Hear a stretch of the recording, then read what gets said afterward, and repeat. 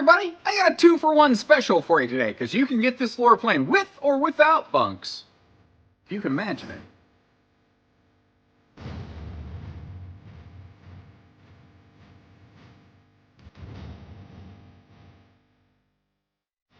Hey everybody, Josh the RV nerd here at Bish's RV down at Grand Design today. I'm going to do this video a little bit differently than normal because I had two RVs left. They had a very similar floor plan, but I only had time to capture one. So we're going to take a look at the 2600 and 2800 Imagines today. We're mostly going to look at the 2600 couples model, but here's the thing.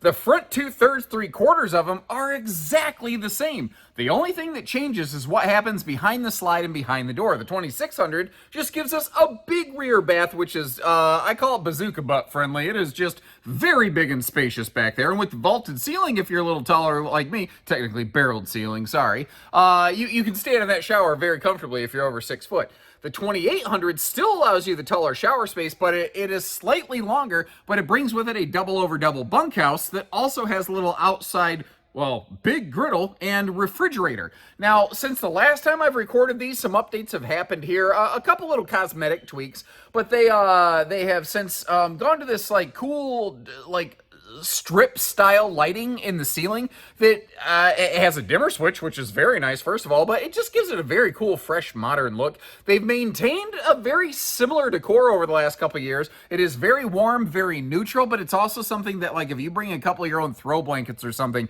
it really comes to life and jumps to life very fast.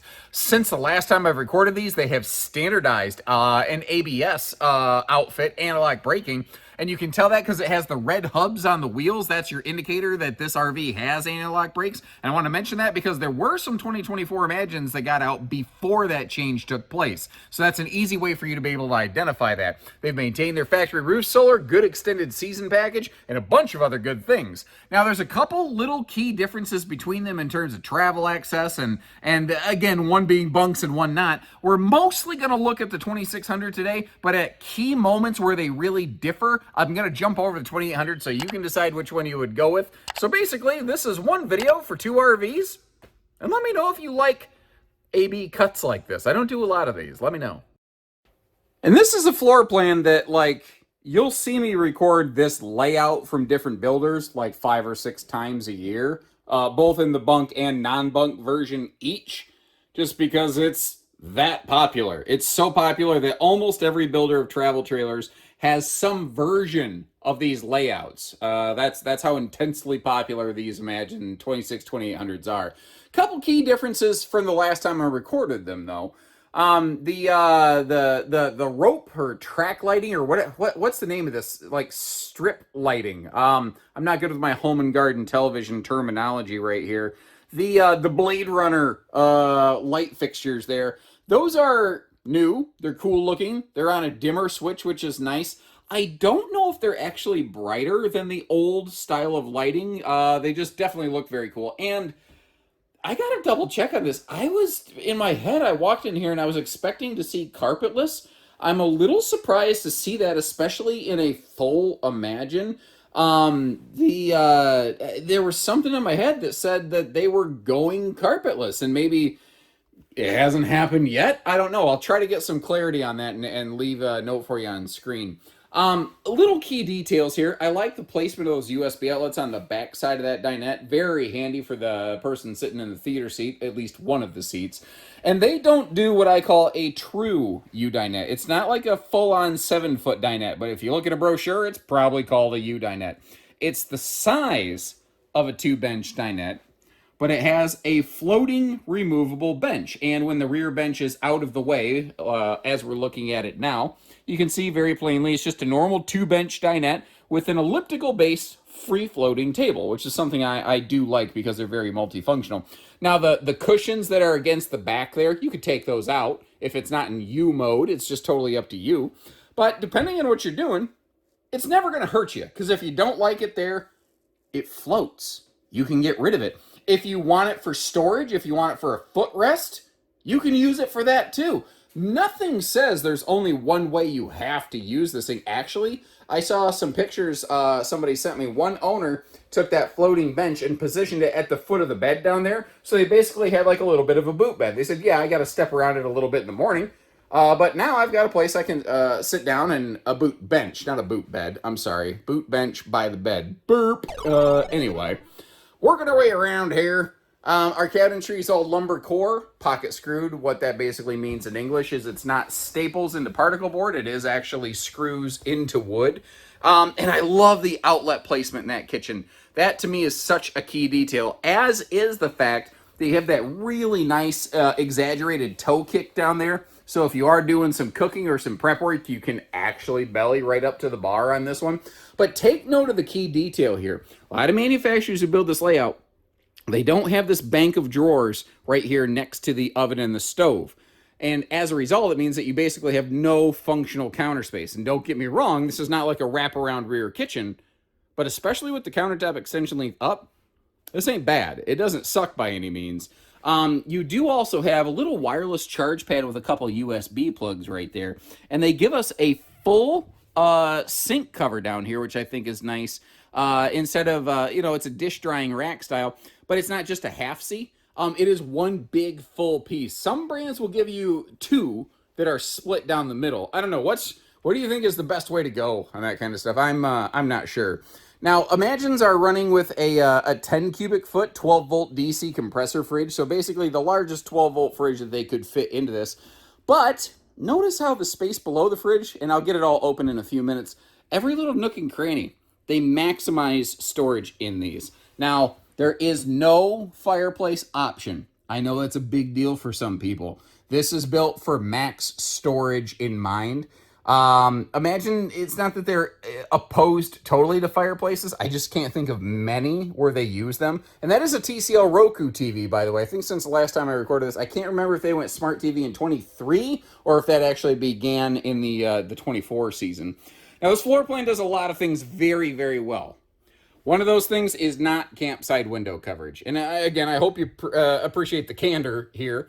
It has big windows. It has great airflow, but this style of layout prohibits really good campsite window coverage. Because if you tried to flip-flop it, you can't, because the slide overlaps with the door. And if you tried to take this whole kitchen and shove it into the slide, you're going to lose at least 50% of your storage. That's a big deal. You will also, if you want to avoid those problems, you can. But you have to add 2.5 feet to the RV, which is probably going to add somewhere between $2,400 to $2,800 and several hundred pounds to the RV. That is detrimental. That is scary. So a lot of manufacturers don't do that. That's why we sometimes in small RVs suffer from a lack of good campsite window coverage. It's actually, it's the entry door's fault, because it's the entry door that actually causes that glitch in the matrix. True queen bed, by the way. What do you think about the idea of a king bed? It seems when I'm peeling through my comments, king bed option in an Imagine is the #1 most requested thing that I get, but this RV does not offer that. I don't think the 2600 used to offer 50 amp service. I thought that actually began with the model numbers that begin with 28, but we're in a 26 right now. It is 50 amp. It is second air prepped. So if you are in screaming hot country, it doesn't matter if you're looking at the one with or without bunks, you can get a second air on it. And this room actually, I don't know, it's because it has double glow beams and they're packed a little tighter. It is very nice and bright in here. TV hookups on the wall over there. You might notice the 2600 does not have a direct bedroom entry door. The 2800 does. We're going to talk more about that in a little bit here and really kind of dive into the what and the why of it, as it were. One of the other things I think is really nice, if you look on either side of the bed, you have some really nice headboard pockets. I call them headboard power pockets. And a lot of manufacturers have since started basically cutting away the cabinet behind the wardrobe tower right here to create those headboard power pockets. I don't care how they do it. I just like them. I think it is a really nice, really smart kind of thing. What else is really nice? The storage around this bed is pretty much about best in class. And actually, it's because of that storage around the bed that they have not gone away from their queen bed setup. They've played with a couple king samples, but every time that the product designer looks at it, he's like, we lost 50% of our bedroom storage. That's terrible. And he doesn't want to give all that up. But I guess, it's a question for you. Is losing a bunch of bedroom storage worth a little bit wider mattress? Or How would you recommend going about accomplishing that? You know, let's just kind of open up the field to some ideas, because actually I found that some of you folks leaving comments are pretty crafty, and some of you really understand RV design way better than I think a common just looker adder of campers should, you know. Now, it's not the big like Rockwood or Cougar sized oven, but the fact is they're still including some oven, because a lot of manufacturers, the trend recently has been, let's get rid of that, or they'll combine the microwave where like under the stove and call it, you know, a convection or an air fryer or something like that. Not that they're just calling it that, like it is, but you get the idea. It's not for everybody, you know. What is your preference? Would you like rather get rid of the oven or keep the oven, understanding that they're probably not going to the big oven because they have a huge pots and pans that are under that? Actually, I think what we should do at this point is jump over to storage mode. Now, the main floor deck is carpetless and ventless. Again, the slide flap, only the slide floor is carpetless right here, which, again, I am a little bit surprised to see. Other Grand Designs like Reflection have actually, and I think even Transcend, have gone away from carpet. I'm just a little, I thought that this brand had done it as well. Doesn't matter. Blackout roller shades all the way through this one. That is heat massage theater recliners, by the way. The recliners themselves don't have any USB plugs in them. I don't know. I think that would be nice. But again, this dinette, it could be a compact U-dinette. It could be just a common 2-bench dinette. You can have that free-floating kind of cube storage thing there. The table can float around. You can do a little bit of whatever you want to do with it. And the kitchen storage as a whole is amazing. This thing has absolutely packed the available storage capacity. It is just phenomenal what they've accomplished right here. Now, it was a little bit difficult to see, but, you know, there's tons of storage under that TV. All the way down at floor level, there's a couple swing-open sideways cabinet doors. That is where things like your converter box and your fuse panels are located. That's kind of a cool thing that Imagine does a lot. A lot of those switchy, systemy kind of things, they sort of tuck them away out of sight where they're easy to access, but they're hard to like accidentally run into and like kick them or anything like that. Now, we're going to switch over to the 2800 in just a minute.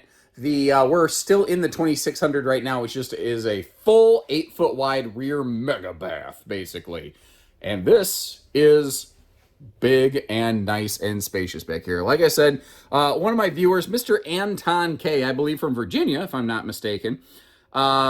His wife is one of my Pokemon Go buddies, now that I think about it. He refers to these as bazooka butt bathrooms, because if you're a big booty Judy or a big booty Rudy, it don't matter much.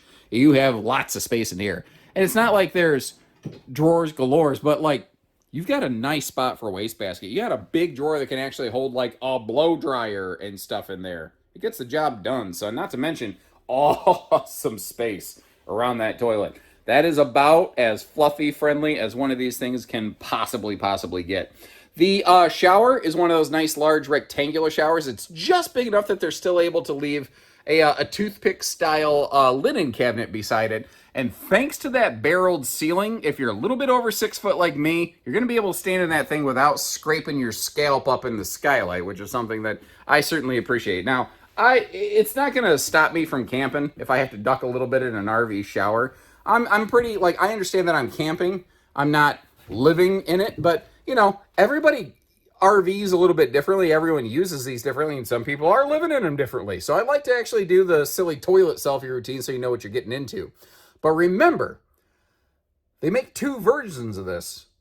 They're mostly the same. It just, what's in the back is what changes. So if we transfer over to the 2800, again, from the sofa and the TV forward, everything's the same. All that changes is what's behind the slide and what's behind the door. The 2600 is a little bit shorter, no bunk model. The 2800 is a little bit longer, bunk model. They do have to extend the coach a little bit to basically fit the bunks in there. Couple nice little details I like that they include in here, though. Like, each bunk does have its own USB outlets, both a Type A and a Type C.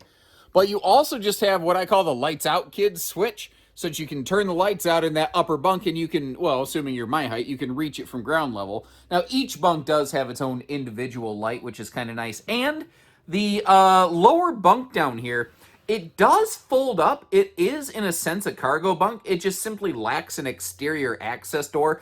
I have to take a double check at the back of this one. I don't know if there's a ladder in the way, or if that's just something that they just haven't yet implemented. I don't know. It feels like, I don't know. Let me ask you.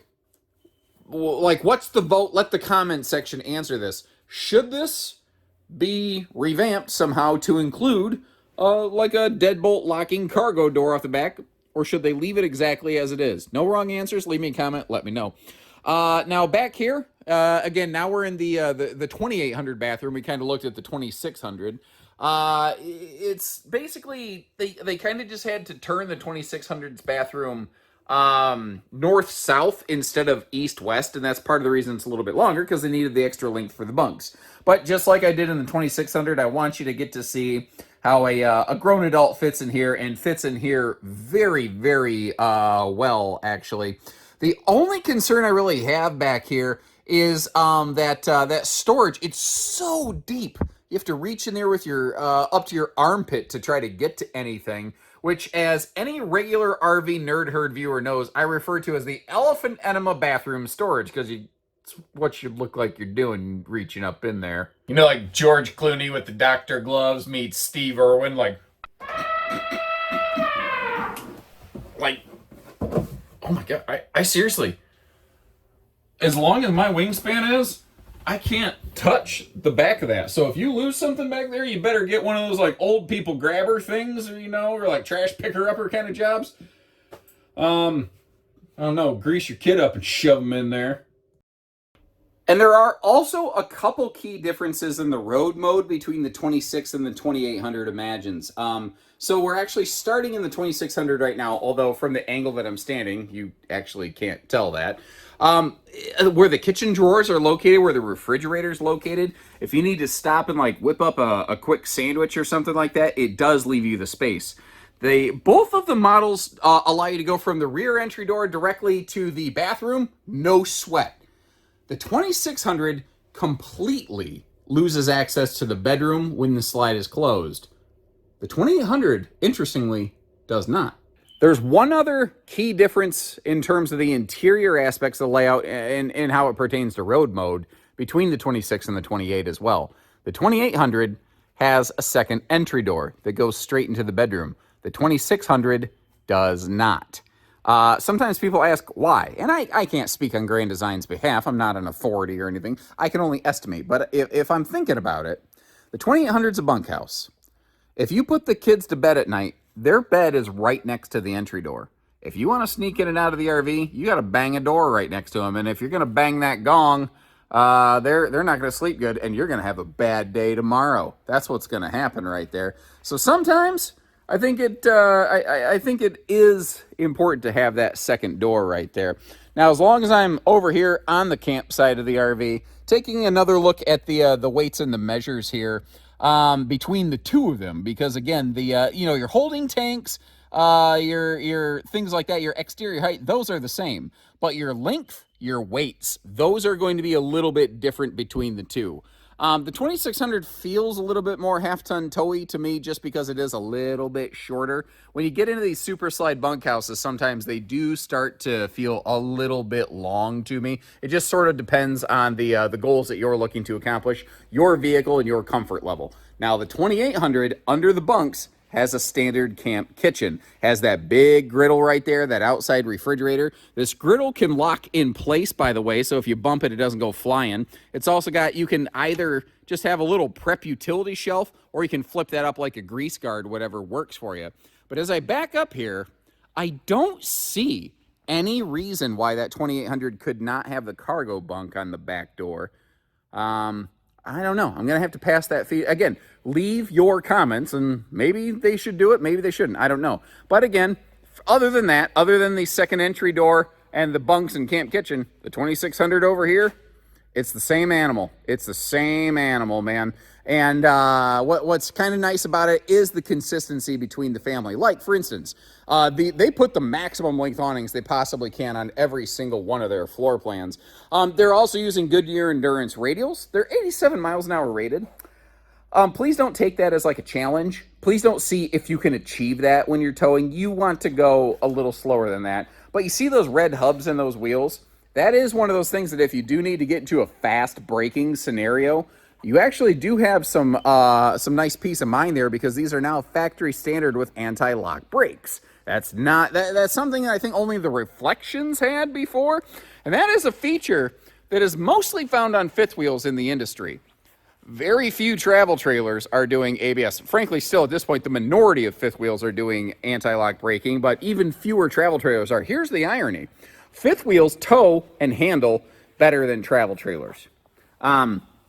If you ask me, it's actually travel trailers that should be the first thing to get anti-lock brakes, but because the impact on the price tag is more obvious on a travel trailer than a fifth wheel, they're probably the last thing that's going to get anti-lock brakes. So that's just, I suppose, the way of the world.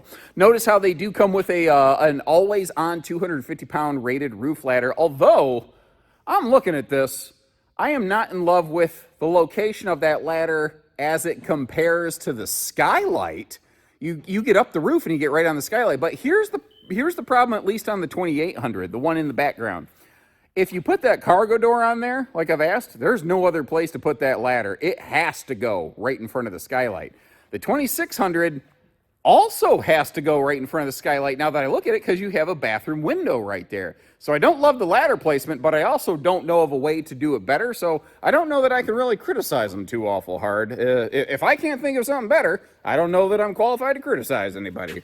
Not that it hasn't stopped me before. I think we can all relate to that. Single sewer outlet is always a welcome feature on these things.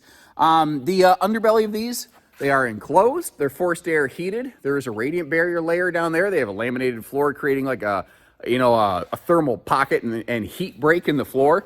And as a result, this tends to be something that has some pretty solid extended season records. If you are a person who like camps in a really hot country in a Grand Design Imagine, I would be really curious to know, how well is the air conditioner holding up for you? Because I live in the Midwest. I live in Michigan, and it gets hot here, but it doesn't get Texas hot. I don't get Georgia level humidity. I've lived in Georgia briefly. I thought I knew what humidity was. I had no idea. When I went down to Georgia, when Ray Charles sang about Georgia on his mind, I think he was probably in a hot, steamy shower, and it reminded him somehow of the state of Georgia. Now, you see that little white bulb right there? That's actually a motion detector, so that you can kind of wave your hands and activate the lights like I sort of did right here. Imagine was really one of the very first travel trailers, maybe not the very first, but one of the first trailers to kind of standardize that enclosed docking center. I'm not sure who may have done it first, but they're certainly the ones that I saw do it more often than anybody else. Oh God, I have ran into so many concrete pylons recording these videos. If you've watched my last 3 or 4 Imagine videos, I've bumped into one of these stupid things next to these loading doors like every single time, but that's the dangers that you have when you walk in reverse recording RV videos like an idiot, but neither here nor there. Moving on.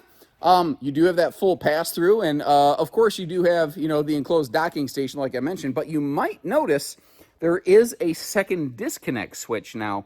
One of those is just the normal power disconnect. The other one is actually your solar charge controller disconnect. So what that will do is it'll basically prevent the solar panel from getting down to the charge controller. And the reason that's important is, again, maybe not so important in the hot climates, but in the cold climates where I'm from, if you have the battery pulled off and the RV is in storage mode, the solar panel is not going to do you any good, because snow and stuff is going to cover that solar panel. Instead, you want to pull that battery off, you want to put it on a battery tender, and you want to keep it where it's at least not freezing cold the whole time. That's a sewer caddy tube, by the way, not another sewer outlet off the wrong side of the RV. If you have the battery pulled, if the panel does happen to get any sun in the times where the snow is not covering it, you want to make sure the solar controller doesn't get juiced up and turned on, which the panel can do. So having that solar disconnect really helps. Now, I realize that I broke thought process midstream like 6 times right there. Frankly, I'm not happy with how that whole segment turned out. And if you can understand and pick up what I was putting down, folks, you may want to seek psychiatric value. If I sound stupider than normal, at the time I'm recording this, it's the day after Christmas. So I'm on like carb coma mode right now. And what you don't realize is this line of trailers that I've been working my way down today. And I'm tired. The brains are just not working well. And one of the reasons I decided to do this kind of twofer video today is there's a lot of people who will watch a video and say, well, I need one with bunks. Okay, well, let's find you one with bunks. Or someone will look at something like the bunkhouse here and say, well, I don't need bunks. Well, okay, then don't get a bunkhouse, you know? There's a whole different family of floor plans out there, but this is a really good example of the fact that sometimes the only difference is just that one has extra bunks and one doesn't, because again, beyond that, they are nearly the exact same RV. And I will leave you some links in the video description. I'm going to leave you a couple links here because we're actually looking at 2 different models today where you can check MSRP and availability. Keep in mind, Grand Design pricing policies do prevent us from displaying a discounted sale price online for the current new models, basically. I would like it to be easier for you than that, but that's not something that I can provide. What I can do is show you where these RVs are, and if you're interested, at your discretion, you can contact our team and we can get you our discounted sale pricing. Normally, you'll find that we do publish our pricing right on our site. This is just one of the instances in which we can't. Long explanation, but I think it's an important one. When you're ready, we're ready. I'll leave you some links in the description also for at least 2 or 3 alternatives to either of these floor plans. So if you kind of like what you see here, but maybe you don't like brown or something like that, I've got, oh, wow, a world of options for you. Because the 2600, the 2800 Imagine, not technically the first ones with this layout, but the first popular ones with this layout. Everybody and their brother has basically copied these 2 floor plans. But again, kind of like the 22 MLE, this is where it began in the modern era. And I do think it's important to give credit where it's due like that. So when you're ready, we're ready. Take care, stay safe, have fun, and happy camping, everyone.